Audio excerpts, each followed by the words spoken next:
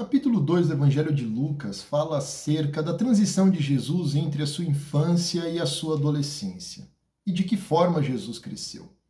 O capítulo 2, no versículo 52, diz que Jesus crescia em sabedoria, em estatura e em graça, tanto diante de Deus como também diante dos homens. Entendemos então que Jesus cresceu, se desenvolveu em áreas muito importantes. E se nós quisermos aprender um pouco acerca de como deve funcionar o crescimento do cristão, daquele que decidiu ser discípulo de Jesus Cristo, precisamos primeiro tomar o crescimento de Jesus como exemplo. Hoje eu quero falar acerca de uma das áreas do crescimento de Jesus. Se são 4, hoje eu quero falar acerca do crescimento de Jesus em sabedoria, que remete diretamente a um crescimento em uma das áreas muito importantes para a igreja, que é o desenvolvimento intelectual. Isso mesmo, Jesus se desenvolveu intelectualmente e nos deixou isso como exemplo.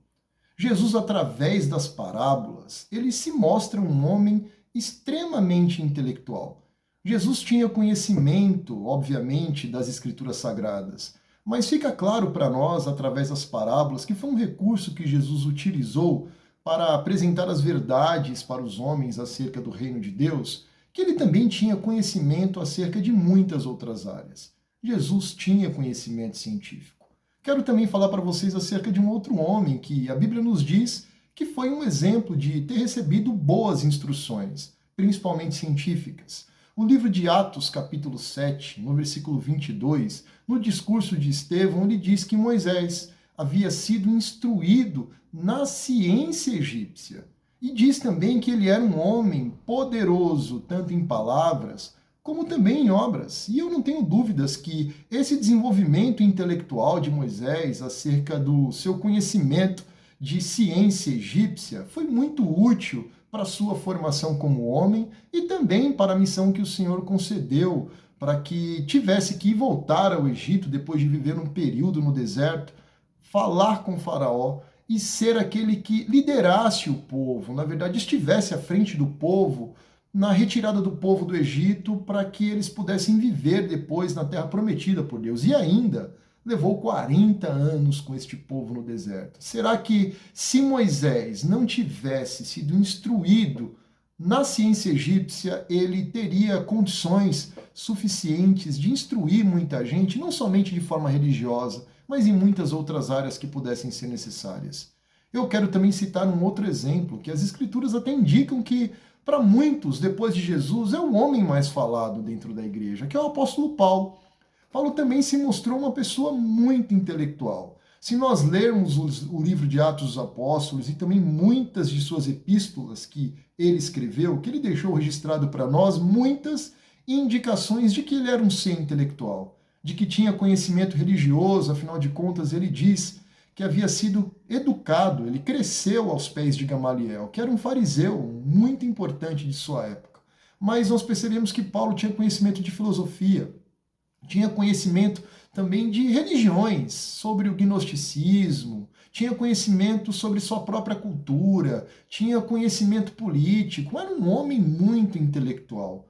Então, o exemplo de Jesus, de Moisés e de Paulo, nós também então podemos nos desenvolver intelectualmente, assim como eles, sermos um bom instrumento na mão do Senhor, utilizando o intelecto.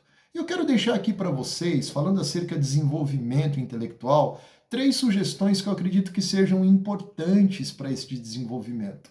A primeira delas, a primeira sugestão, é procurar manter um programa disciplinado de leitura sobre diversas áreas diferentes. Nós precisamos conhecer as Escrituras Sagradas, mas também outras áreas. Isso é muito importante. A segunda sugestão é que nós precisamos nos manter sempre informados e atualizados acerca de tudo que acontece ao nosso redor, acerca de como está o mundo. Nós precisamos, através dessas informações, e saber também interpretar, fazer uma boa leitura deste tempo, porque atualizar-se e se informar pode ser também muito útil para a pregação e o ensino do Evangelho. nós precisamos aprender a contextualizar as Escrituras Sagradas, precisamos aprender a aplicar diante dessa cultura, desta vida, desse mundo, tudo que as Escrituras Sagradas nos ensinam. E também, é claro, obviamente, nós precisamos ser bons estudantes das Escrituras Sagradas. Não adianta nós somente termos um bom programa de leitura de diversas áreas diferentes, nos mantermos atualizados, se nós não tivermos contato com aquilo que de fato é fundamental para nós, que são as Escrituras Sagradas. Então, além de se manter atualizado, ter um bom programa de leitura de várias áreas diferentes, precisamos fundamentalmente entender que estudar as Escrituras Sagradas é preciso e é essencial para o nosso desenvolvimento intelectual.